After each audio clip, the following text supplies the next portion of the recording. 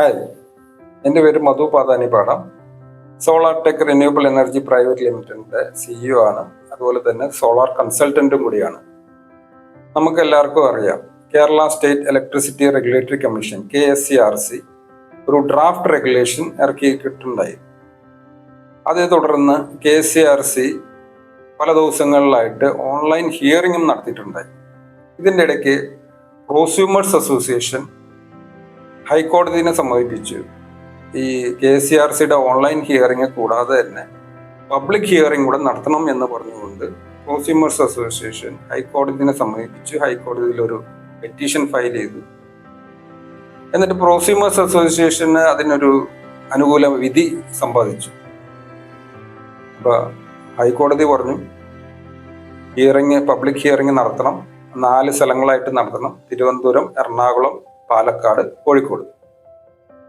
അത് കഴിഞ്ഞിട്ട് KSCRC എന്ത് ചെയ്തു? KSCRC സുപ്രീം കോടതിയിൽ ഈ ഹൈക്കോടതി വിധിക്ക് സ്റ്റേന് വേണ്ടിയായിട്ട് സുപ്രീം കോടതിയിൽ കേസ് ഫയൽ ചെയ്തു. സുപ്രീം കോടതിയിൽ നിന്ന് പക്ഷേ KSCRCക്ക് വലിയൊരു തിരിച്ചടിയാണ് ഉണ്ടായത്. സുപ്രീം കോടതി പറഞ്ഞു പബ്ലിക് ഹിയറിംഗ് നടത്തിയേ പറ്റുള്ളൂ. അപ്പോൾ അതിനുള്ള ക്രമീകരണങ്ങൾ KSCRCയോട് ചെയ്യാനായിട്ട് പറഞ്ഞു. അപ്പോൾ KSCRC ഇപ്പോൾ പബ്ലിക് ഹിയറിങ്ങിന് വേണ്ടി ഒരു 4 സ്ഥലത്ത് പബ്ലിക് ഹിയറിങ്ങിന് വേണ്ടി ഡേറ്റ്സ് തന്നിട്ടുണ്ട്. അത് തിരുവനന്തപുരത്ത് 22-ാം തീയതിയാണ്, എറണാകുളത്ത് 28-ാം തീയതി, പാലക്കാട് 29-ാം തീയതി, കോഴിക്കോട് 30-ാം തീയതി. ഞാൻ ഈ വീഡിയോൻ്റെ താഴെ തന്നെ ഈ ഫിസിക്കൽ ഹിയറിങ്ങിനുള്ള ലിങ്ക് ഞാൻ തന്നിട്ടുണ്ട്.